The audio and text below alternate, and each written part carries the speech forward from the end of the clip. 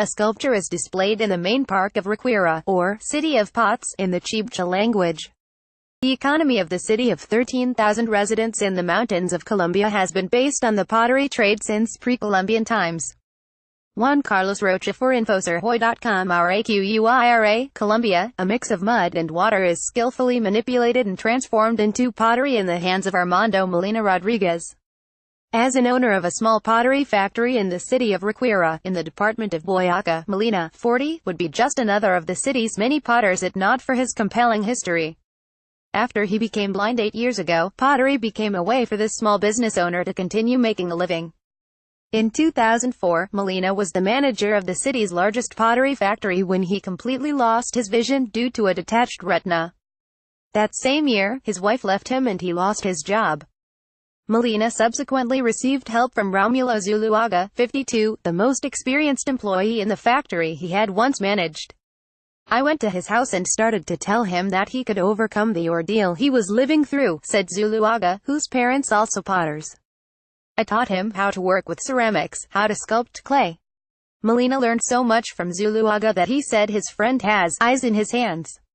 In order to start over with his new trade, he relied on the contacts he had made during the 20 years at his old job and invested his savings to open his own factory. Molina produces an average of 800,000 pieces per month. The pieces are sold in other Colombian cities, such as Medellín, Cali and Bogotá, and even in Israel. After I became blind, I learned that failure is all in your mind, he said. When we want something and fight for it, we can overcome any obstacle. Molina takes part in all of the production stages at the small factory, which employs 4 people, as well as his 15-year-old son, Edson Molina. His son left school to work alongside his father, but Molina said he would like to see him return to his studies. The young boy is constantly beside his father, serving as his eyes, guiding him wherever he wants to go. I like to work and I want to stay close to my father, he said.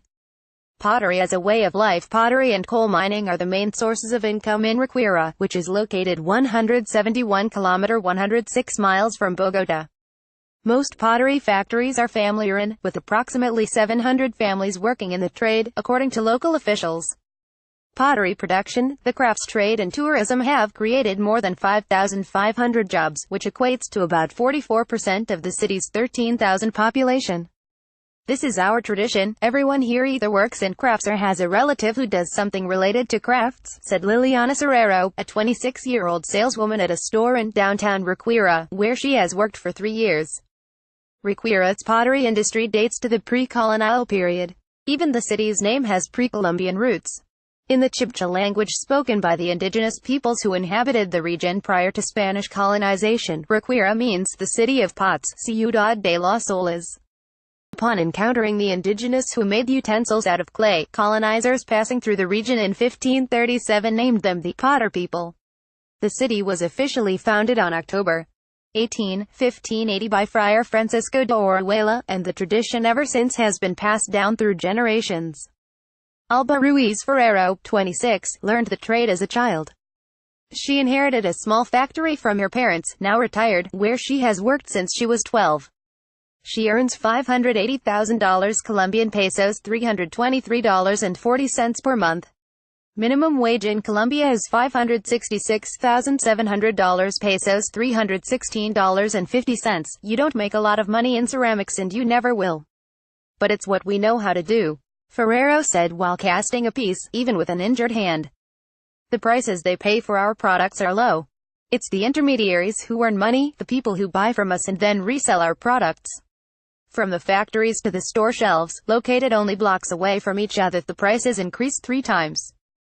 The average price of a small piggy bank, which sells for $1,000 pesos 56 cents directly from the factory, retails for $3,500 pesos $1.95. Culturally rich, economically poor Ráquira, which is an important part of Colombia's cultural history, suffers from a lack of resources, as 60.22% of the population lives in extreme poverty, according to the most recent census by Colombia's National Administrative Department of Statistics DANE.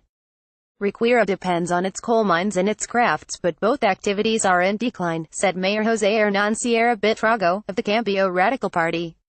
Sierra Buitrago said his administration is studying alternatives to provide training and improve the income of its craftsmen.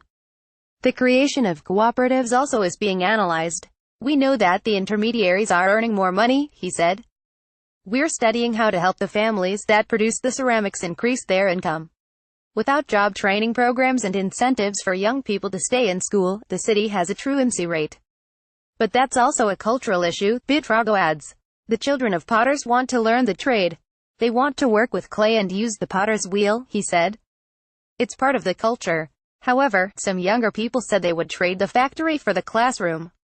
I'd rather be studying, but I had to start working in order to help my family, said Leonardo Noah, a 15-year-old who left school when he was 12 after completing the 5th grade. He makes $300,000 pesos, $167.27 per month. Source: InfoSurhoy.com.